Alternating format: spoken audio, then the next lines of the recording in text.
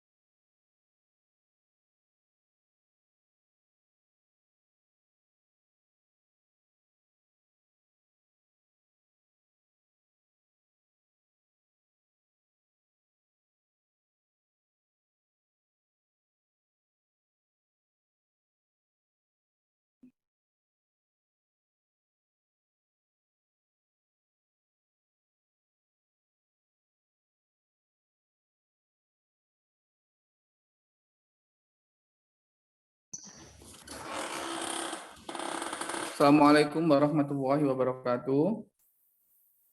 Waalaikumsalam Waalaikumsalam warahmatullahi wabarakatuh. Ya, oke. Langsung kita mulai saja karena waktunya sudah menunjukkan pukul 1:30. Jadi kenapa kok tiba-tiba keputus ya? Halo?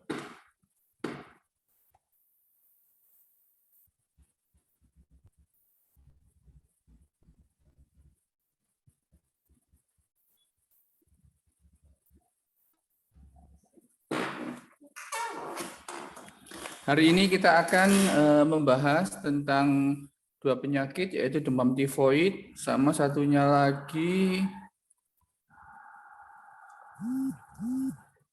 TBC, ya, tuberkulosis. Oke, dua-duanya merupakan penyakit tropis yang sering kali terjadi di Indonesia.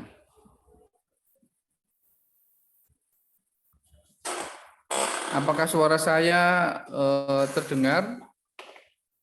Dengar, Pak. Ya, oke, saya lanjutkan. Share screen saya sudah terlihat. Sampun. Oke, saya lanjut ya.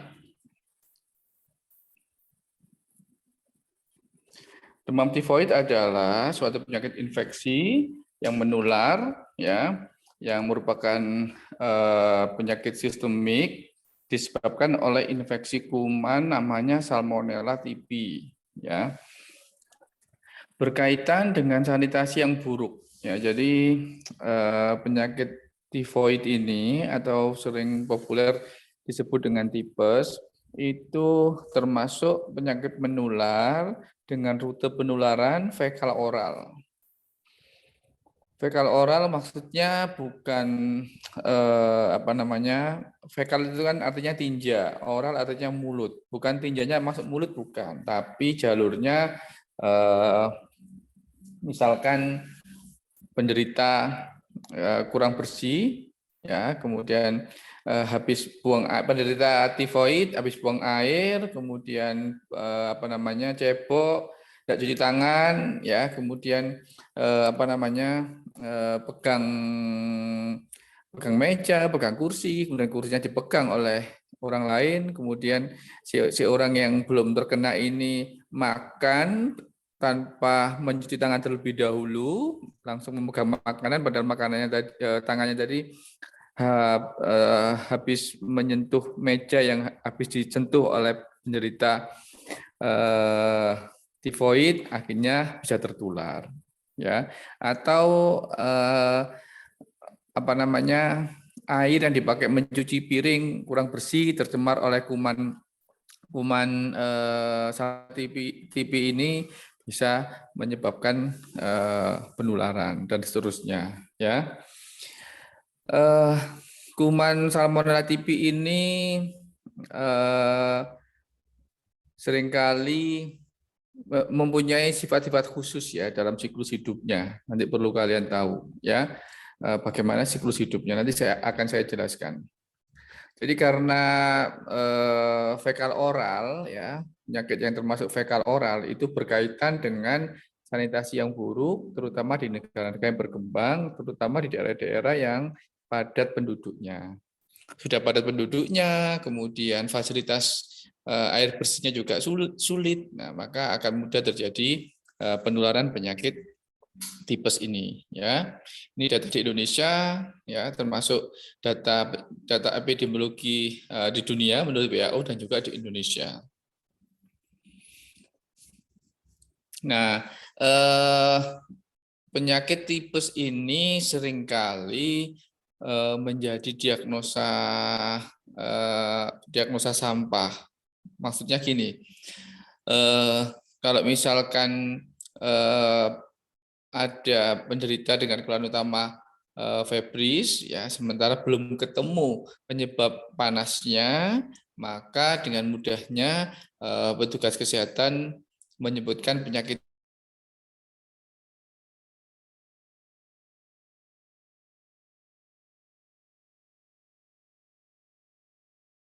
ini seringkali menjadi diagnosa keranjang sampah di mana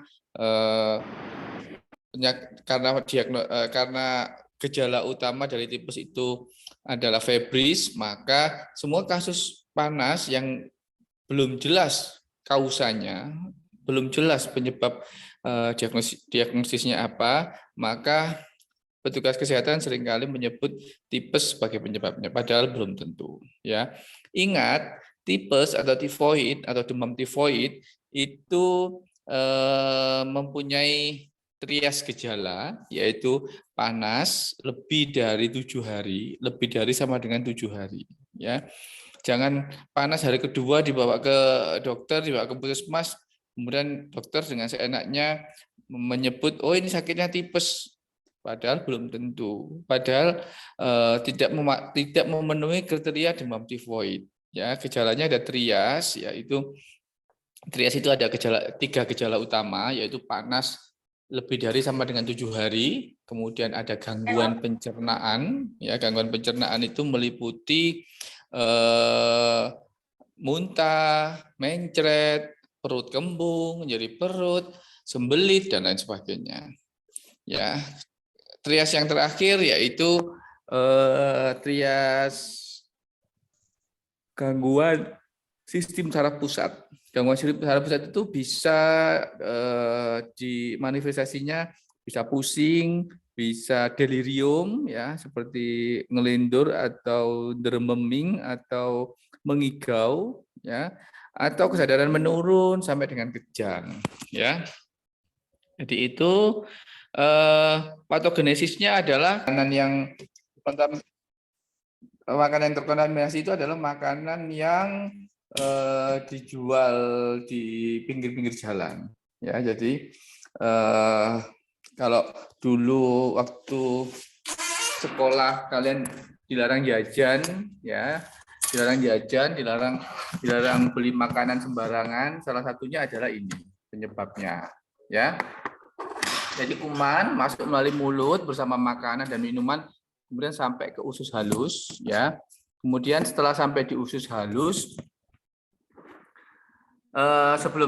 sebelum sampai ke usus halus tentu dia harus melalui lambung, ya, melewati asiditas lambung. Nah, kuman ini tidak mati dengan suasana lambung, suasana di dalam lumen lambung yang asam sekali karena ada asam lambung, ya, HCl, melekat pada mikrofili, ya, kemudian lolos dari lambung, ya, kemudian melekat di mikrofili. Mikrofili itu mukosa-mukosa usus halus yang ada tangan-tangannya itu, ya, melekat pada mikrofili ilium, ya. Jadi usus halus itu kan duodenum, ilium, jejunum, kemudian nyambung ke usus besar. Nah, jadi ini akan melekat ke bagian ilium, ya, ilium, kemudian menembus dinding usus, ya. Ada yang sampai dengan folikel limfoid, ya. Sebagian ada yang terus ikut masuk aliran limfe, ya, limfe daerah mesenterika, dan ada yang ikut aliran sistemik sampai ke jaringan retikuloendotelial system di liver dan limpa. Ya, jadi saya ulangi, setelah melalui asiditas lambung, ya, keasaman lambung, dia bertahan sampai masuk ke ilium dia nyantol di mikrofilinya, ya, kemudian bisa menembus ke dinding usus, kemudian akan ke jaringan limfoid atau sistem limfe, ya, kemudian akhirnya masuk ke liver dan limpa.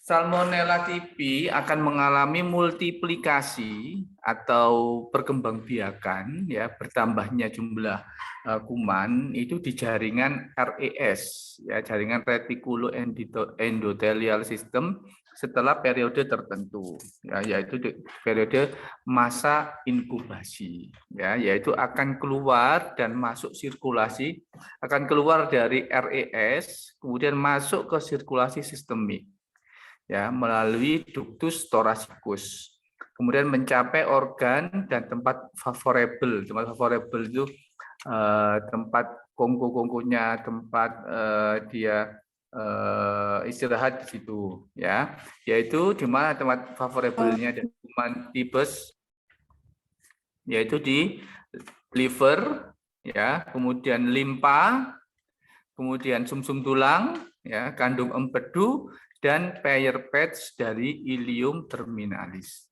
Ya, pair patch dari ileum terminalis. Bagaimanakah sifat kuman Salmonella TPI? Ya, tadi di awal sudah saya singgung bahwa kuman TPI ini, kuman Salmonella TPI ini mempunyai sifat khusus. Ya, salah satunya adalah gram negatif, berbentuk batang, ya, tidak menghasilkan spora. Dapat hidup beberapa minggu di dalam air, di dalam es, di dalam kotoran kering, dan menempel di debu. Ya, jadi bisa bayangkan, ya ini bisa hidup di sembarang tempat dan awet di situ. Ya, bisa panas bisa, dingin bisa. Ya, dapat hidup atau bermultiplikasi di dalam susu atau produk susu tanpa merubah penampilan dari susu. Jadi tidak kelihatan. Ya, mati dengan pemanasan kurang lebih 57 derajat Celcius, beberapa menit mati dengan pemanasan atau iodinasi atau klorinasi. Ya. Nah, ini adalah gambaran kuman Salmonella TPI. Ya, ini kan adalah gambaran Salmonella TPI. Bentar.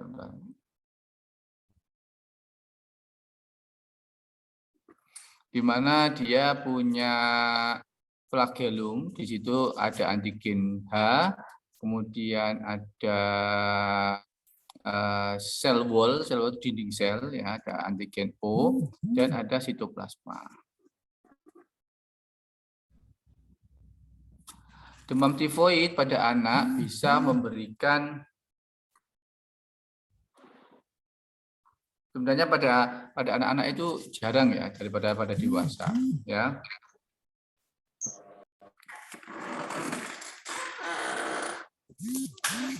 Bentar ya, bentar.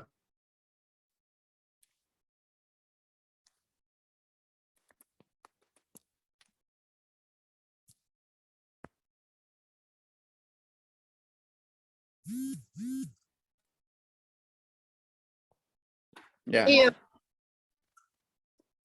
Halo, apakah suara saya terdengar? Terdengar. Iya, terdengar Pak Dokter. Sudah jelas ya?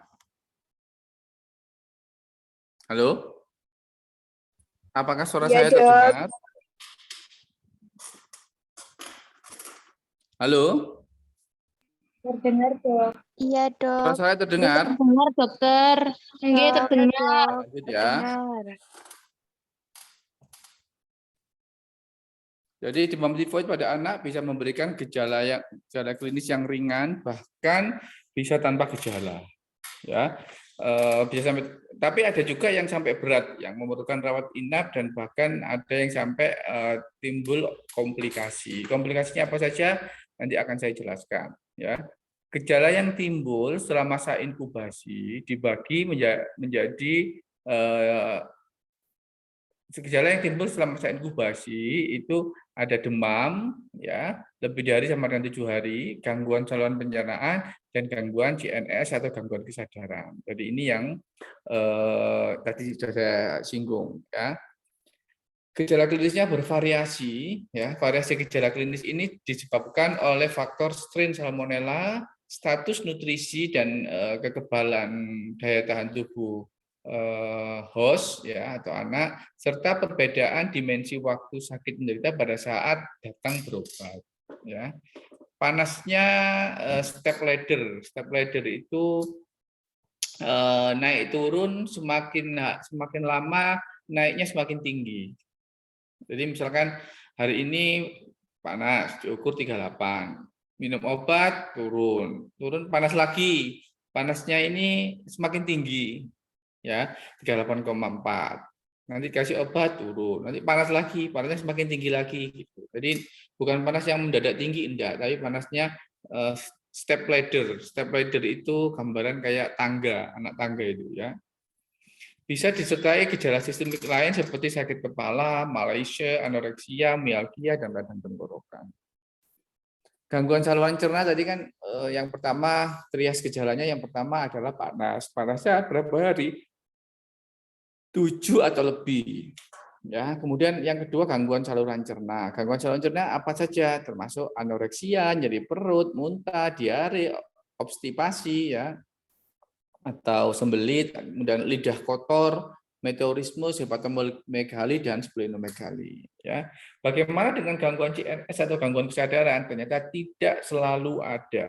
Kalaupun ada paling sering berupa perubahan menjadi delirium. Delirium itu kayak mengigau, kayak tiba-tiba panas tinggi terus ngomong sendiri. Nah itu ya. Apati ya, apati itu kayak enggak peduli dengan lingkungannya ya, diajak ngomong enggak mau kontak dengan penderita, dengan dengan orang lain dan lain sebagainya. Kemudian somnolen, sopor sampai soporokomatus. Gejala lain yang bisa ditimbulkan karena infeksi kuman Salmonella typhi ini adalah rose spot, sukar ditemukan pada kulit berwarna, ya. Kemudian gangguan darah, yaitu trombositopeni, ya, dan gangguan sirkulasi. Nah, komplikasinya kalau tipes itu terkenal cukup banyak ya komplikasinya, ya, sehingga kita bagi menjadi komplikasi yang intestinal, intrausus ya di dalam usus atau ekstraintestinal di luar usus. Ya, di luar usus bedanya usus halus ya yang dimaksud di sini. Yang ekstraintestinal itu bisa jadi pneumonia ya. Kalau ke jantung bisa jadi miokarditis. Kalau di sistem urinari ya itu bisa nefritis, sistitis atau orchitis. Orchitis itu radang pada testis ya. Kemudian ada CNS encephalopati, meningitis, polioneuritis dan lain sebagainya. Point joint osteomyelitis bisa ya seringkali dilaporkan karena TBC dan seterusnya ya. Yang intestinal atau intraintestinal, tadi kan ekstraintestinal, yang ini intraintestinal itu jadi perdarahan dan perforasi pada saat datang ke UGD ya dengan nyeri perut, panas, perutnya nyeri. Nah, itu harus dilakukan upaya-upaya untuk menegakkan diagnosisnya yaitu dengan foto BOF.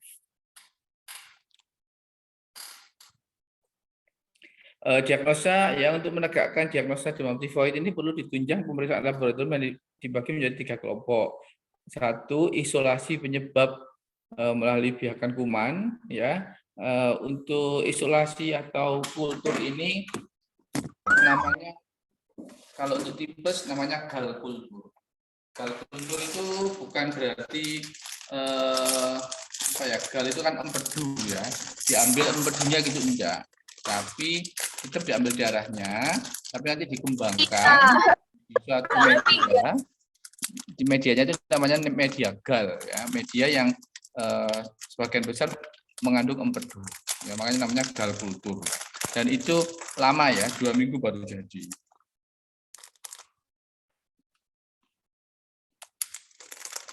Kemudian yang kedua, uji serologi untuk mendeteksi adanya antigen atau antibodi yang spesifik terhadap Salmonella typhi.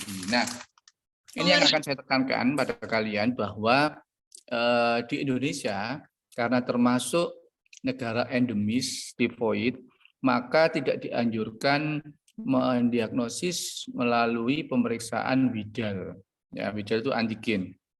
Tapi melalui pemeriksaan antibodi, kadar antibodi. Ya, jadi widal sudah tidak digunakan lagi karena sudah tidak valid untuk menegakkan diagnosis tifoid. Ya, diganti dengan pemeriksaan IgG, IgM anti salmonella. Ya, itu deteksi adanya antibodi terhadap kuman Salmonella typhi. Ya, kemudian uji serologi untuk mendeteksi antibodi, pemeriksaan melacak DNA ya, ini agak susah. Terapinya, ya yang pertama adalah, tunggu sebentar ya.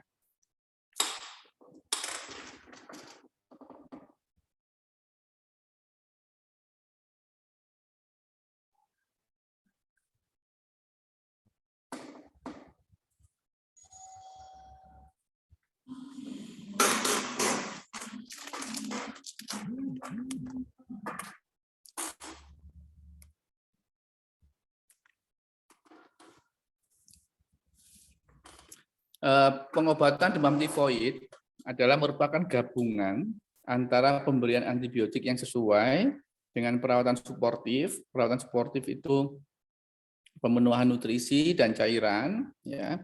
Kemudian tata laksana dari komplikasinya. Nah, kalau dulu begitu didiagnosis tifoid, salah satu terapinya adalah diet lunak. Ya, diet lunak. Jadi tidak boleh makan nasi, tapi makan nasi tim, bubur dan seterusnya. Tapi sampai saat ini itu tidak bisa dipertahankan, tidak bisa dibuktikan kebenarannya. Jadi yang betul itu bed rest total iya, tapi makan tidak harus maksudnya bed rest dan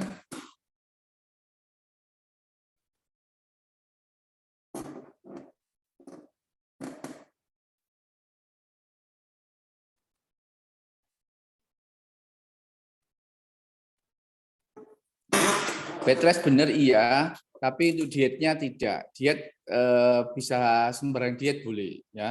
Mau nasi, mau yang diet kasar, diet ya. Pemilihan antibiotik sebelum dibuktikan kultur positif, ya itu dilakukan secara empiris saja. Yaitu pilihan pertamanya adalah chloramphenicol. Dosisnya 50 sampai 100 mg per kilogram berat badan per hari. Ya. 50 sampai 100 mg per kilogram berat badan per hari. Kemudian ampicillin dengan dosis agak tinggi 150 sampai 200 mg per kilogram berat badan per hari. Atau cotrimoxazole dengan dosis 10 mg per kilogram berat badan per hari, itu dosis dari trimethoprim, ya. Saya kira ini sudah. Oh ini antibiotika lini kedua yaitu ceftriaxone, cefixime, fluoroquinolone, ciprofloxacin, ofloxacin dan lain-lain, ya. Kalau saya pribadi lebih senang menggunakan chloramphenicol, ya. Sampai sekarang WHO masih merekomendasikan chloramphenicol sebagai obat pilihan pertama untuk tifoid, ya. Tapi apabila gejala tifoid itu dominan sistem saraf pusat, ya, misalkan anaknya sampai kejang, sampai kecerdasannya menurun, nah itu yang layak dipilih adalah ceftriaxone. Kenapa? Karena ceftriaxone bisa menembus sawar darah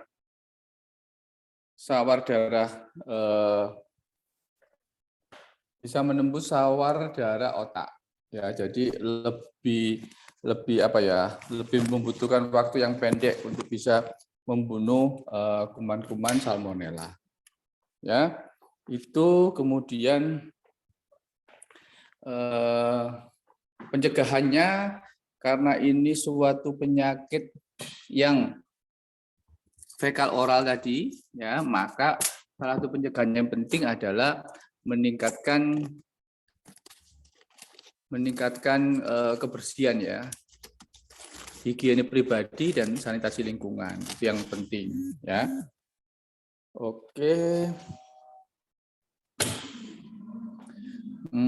Kemudian penyediaan air bersih supaya tidak sembarangan menggunakan sumber air, ya. Kemudian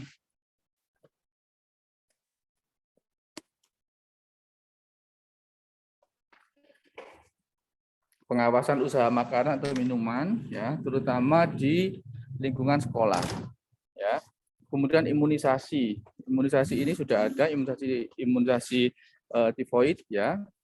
Nah, saya kira sampai di sini uraian saya tentang demam tifoid. Kalau ada pertanyaan silakan. Saya kasih waktu. Yang mau bertanya silakan.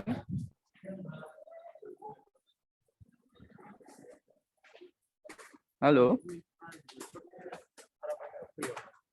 Suara saya masih bisa didengar. Kok tidak ada yang menjawab? Bisa, Dok. Halo. Halo. Suara saya bisa didengar. Enggak, masih bisa, dokter.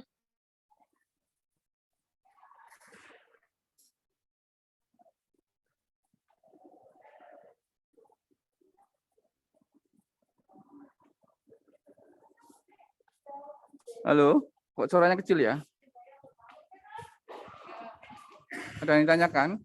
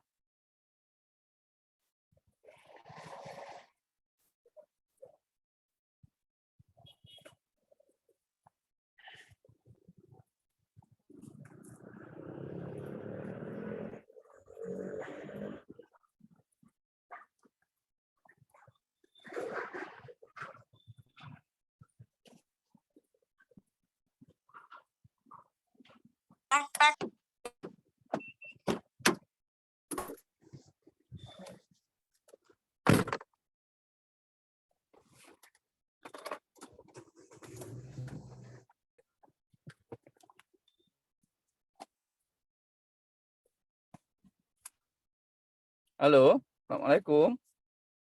Waalaikumsalam. Waalaikumsalam, Dok. Ya, masih Waalaikumsalam. Enggak, masih, dokter. tentang TBC ya. Halo. Iya.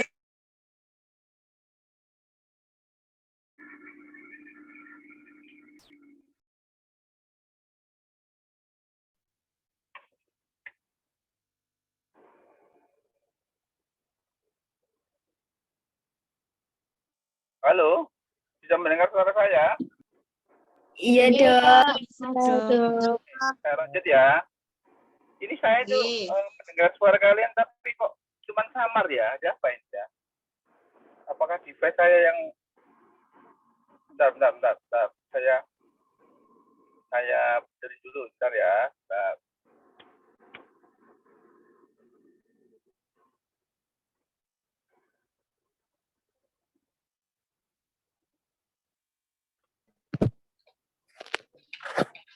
Ya, halo.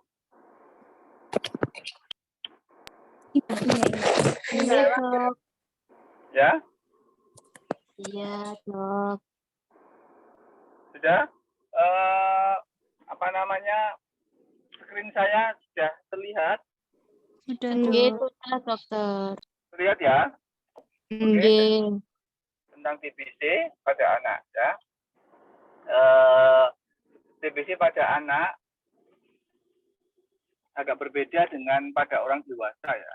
Kalau pada orang dewasa TBC itu 70% menyerang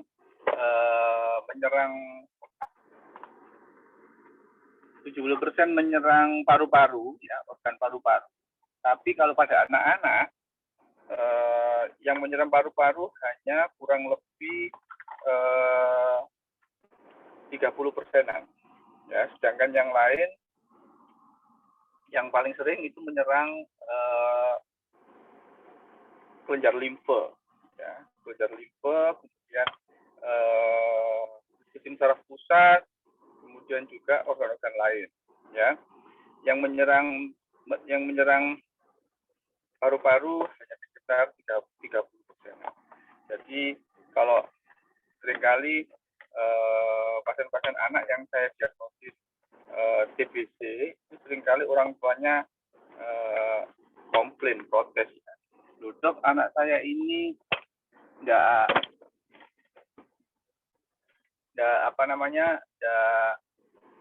batuk kok dikatakan sakit TBC, padahal sudah memenuhi kriteria. Ya, karena mereka nggak tahu bahwa TBC pada anak-anak itu tidak banyak yang menyerang paru-paru. Ya, jadi TBC itu ternyata sampai hingga saat ini masih menjadi masalah utama kesehatan masyarakat di Indonesia dan di seluruh dunia. Ya, angka kejadian penderita baru TBC itu masih tinggi, angka kematian karena TBC juga masih tinggi. Ya, padahal perlu kalian tahu bahwa penyakit TBC ini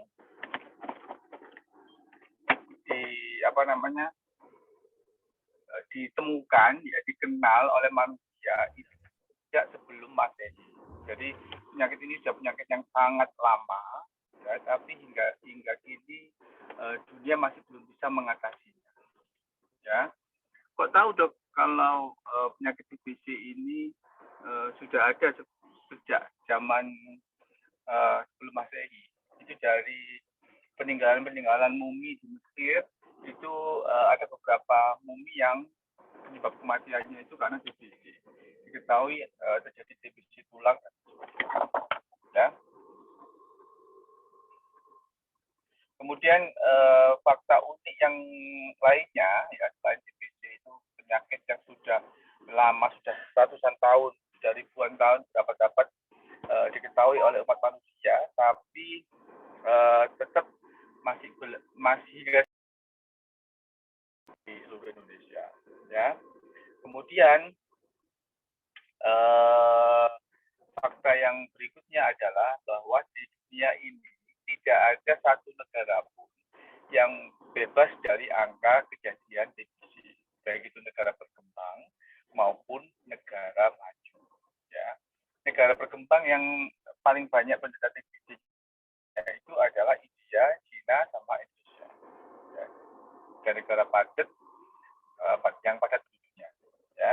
Bagaimana dengan di negara-negara maju? Sama, juga ada angka kejadian TBC, tapi di sana penanganannya berbeda. Ya, begitu ada satu penderita TBC, sudah langsung satu rumah, satu lokasi, ya, itu di screening semuanya. Dan penderita TBC-nya benar-benar diisolasi sampai 6 bulan. Ya.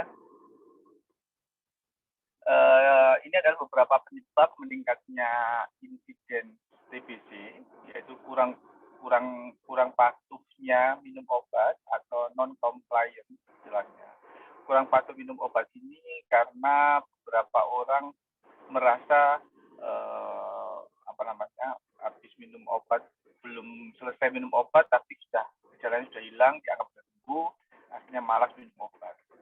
Ya, karena obat-obat anti TBC ini bukannya obat yang tanpa efek samping, ya, tapi memberikan beberapa efek samping seperti adanya keluhan di lambung, ya, perut sebab, kemudian dispepsia dan sebagainya. Ya, kemudian kulit jadi kering dan warnanya agak gelap, kemudian warna urin dan warna tinja jadi lebih oranye dan seterusnya. Itu salah satu efek samping dari obat. Jadi penderita merasa sudahlah, saya sudah tidak ada gejala, sudah tidak batuk, akhirnya nggak diminum. Padahal sifat kuman TBC itu sangat pinter, ya. Dia ada yang namanya dorman. Dorman itu dia tidak mati, tapi dia bersembunyi di tempat-tempat tertentu sehingga dia tidak distribusi obat itu tidak sampai ke sana. Ya. Dorman dia tidak mati, tapi dia tidak juga mengalami multiplikasi, tidak bisa berkembang biak, tapi dia hidup, ya, dorman namanya. Suatu saat, pada saat kondisi tubuh penderita ini turun, ya, pada mungkin kecapean atau mungkin nutrisi yang dimakan kurang dan sebagainya, pada saat kondisi kekebalannya turun, maka dan dia sudah tidak minum obat lagi, maka kuman-kuman yang istilahnya dorman tadi akan jadi aktif lagi dan menjadi gejalanya bermanifest. Ya. Kemudian kenapa kok insiden TBC selalu makin meningkat? Ya. Yang kedua adalah diagnosis dan pengobatannya tidak adekuat. Ya, tidak adekuat itu bisa overdiagnosis, bisa underdiagnosis. Kalau overdiagnosis itu misalnya gini, dia sebenarnya ISPA biasa, bukan TBC, tapi didiagnosa TBC sehingga harus minum obat. Akibatnya terjadi resistensi antibiotik atau obat-obat anti TBC. Kalau underdiagnosis itu dia sudah benar sudah menderita TBC, tapi oleh dokter didiagnosa bukan TBC. Dianggap oh ini ISPA biasa, oh ini bronkitis, hanya dikasih antibiotik. Itu underdiagnosis. Karena apa? Karena memang gejalanya ini bervariasi dan sulit untuk ditegakkan. Ya. Kemudian yang ketiga penyebabnya adalah migrasi penduduk, termasuk transmigrasi, termasuk TKW atau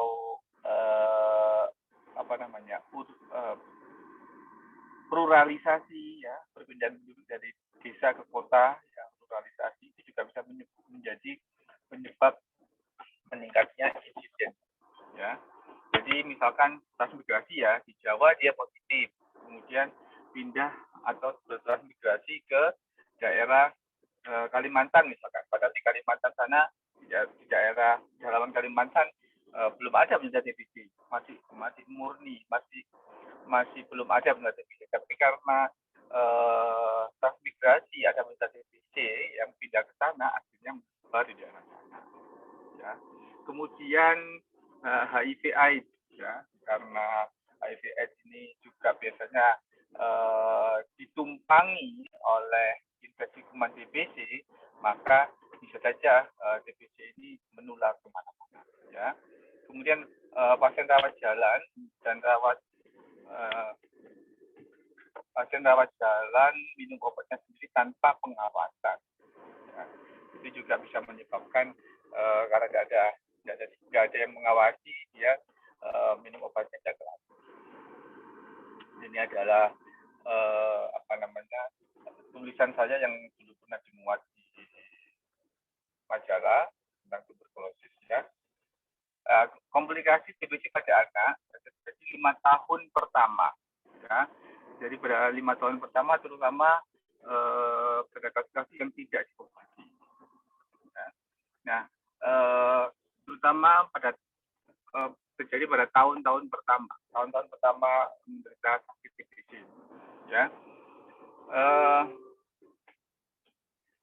3 sampai 6 bulan, ya, setelah terinfeksi, apabila tidak diobati, maka berpotensi akan terjadi TBC yang tergolong TBC berat, yaitu miliar TB, ya, TBC yang menyerang sirkulasi, ya, seluruh sirkulasi darah. Kemudian TBC meningitis, ya, meningitis itu radang pada meningen, lapisan yang melapisi jaringan otot.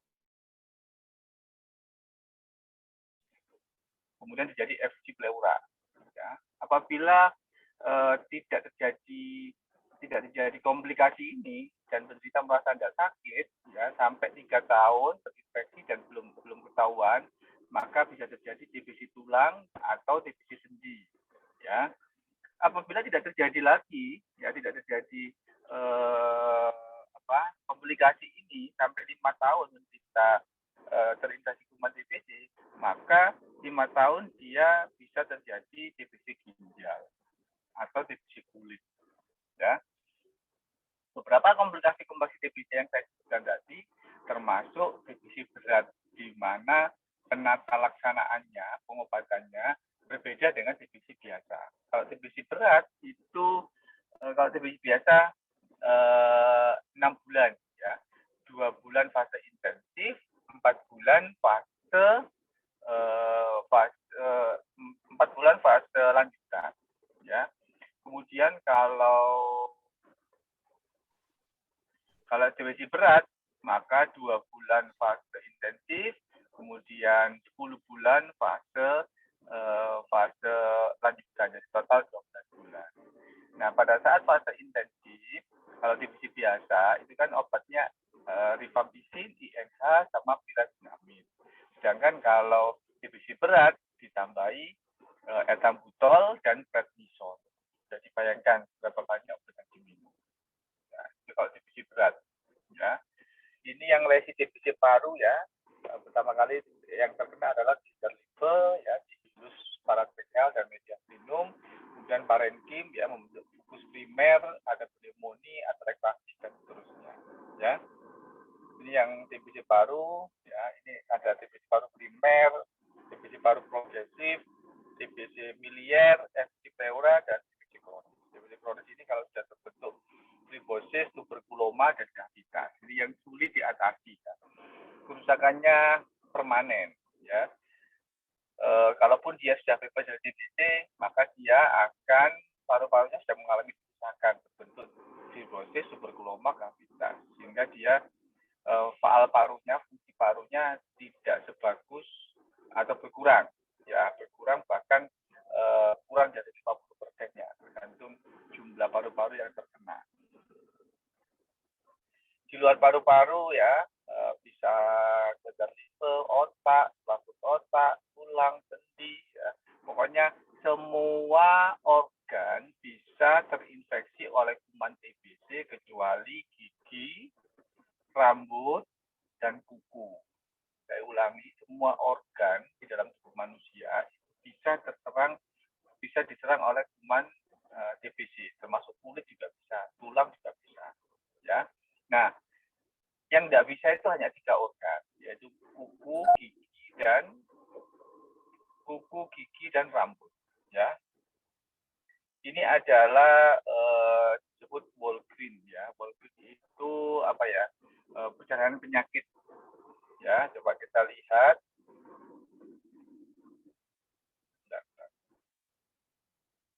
Nah, coba kita lihat ini yang bawah ini.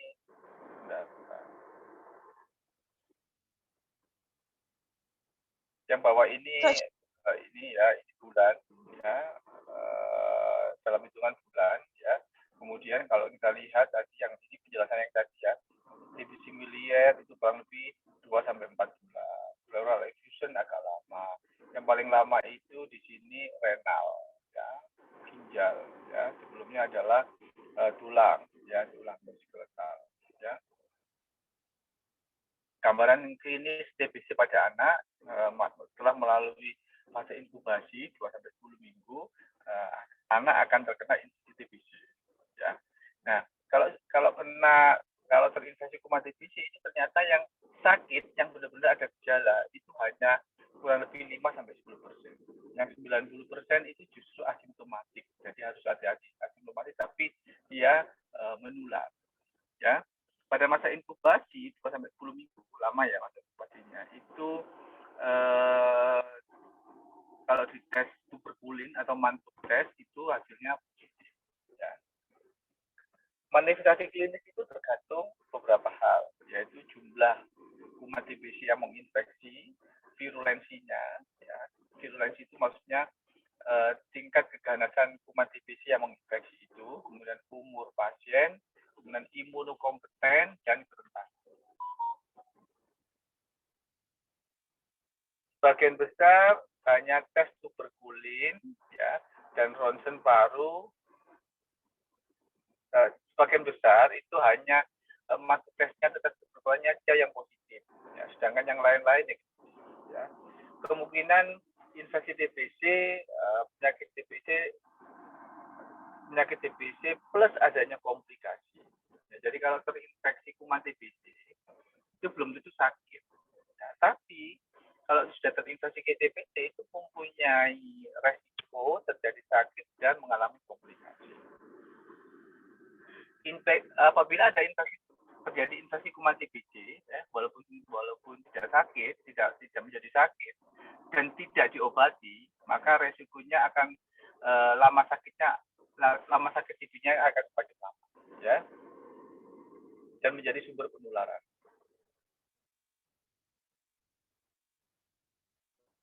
Sering permulaan gejala atau tanda ya. Gejala bersifat umum yang non spesifik adalah batuk-batuk, anoreksia, berat badan turun dan sumur-sumur ya. Gejala lain ya tergantung organ yang terkena. Kalau meningitis ya kejang, ya kalau TBC intestinal ya adanya gangguan pencernaan dan lain sebagainya. Ya, sama tadi sama ya.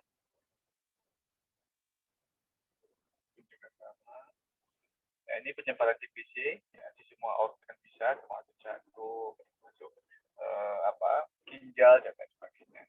Nah, ini saya ingin menunjukkan gambaran yang namanya skrofuloderma. Skrofuloderma itu adalah TBC kelenjar yang tidak diobati, sehingga di situ akan terjadi proses pengejuan, ya, kerusakan di daerah sekitar kelenjar getah bening itu, ya, sehingga akan terjadi seperti nanah gitu, ya, pecah, ya, keluar seperti nanah, tapi warnanya agak putih dan akan terbentuk seperti ini, skrofuloderma. Ini seringkali berair terus, ya, ini juga skrofuloderma, ya. Kalau ada gambaran seperti ini harus kalian tunjuk, ya, ini sudah positif, tidak usah pemeriksaan tes macam-macam. Nah, ini skrofuloderma, ya. Nah, ini adalah gambaran TBC yang mengenai tulang belakang, yaitu namanya TBC, namanya gibus, kelainan ini, ya. Gibus itu adalah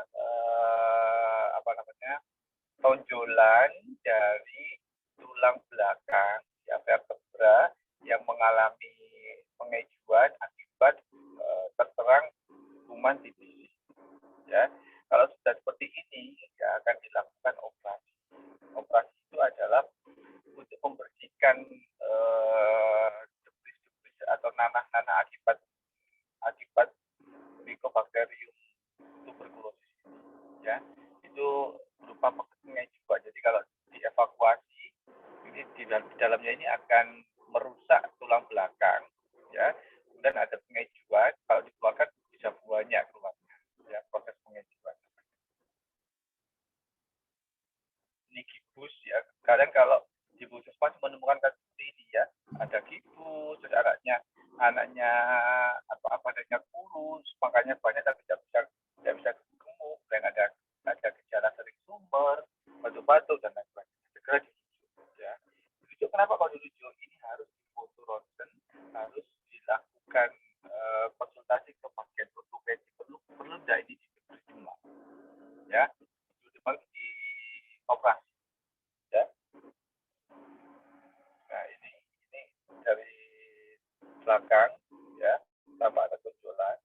Ini dari samping, ya. Nah, kalau ini beda lagi. Kalau ini namanya BCG-itis, ya. BCG-itis itu kayak gini. Jadi imunisasi BCG yang kita berikan, ya, itu ternyata asalnya bukan dari kuman Mycobacterium tuberculosis yang dilemahkan, bukan, tapi dari Mycobacterium bovinum. Ya, Mycobacterium bovinum itu kumannya menyerang hewan.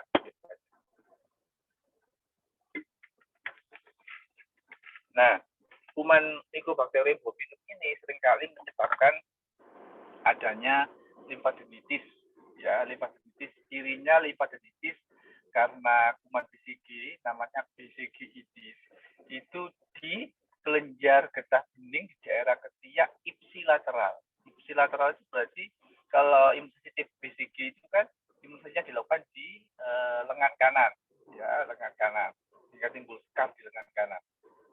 Nah, di lengan kanan itu, ya, karena terjadi infeksi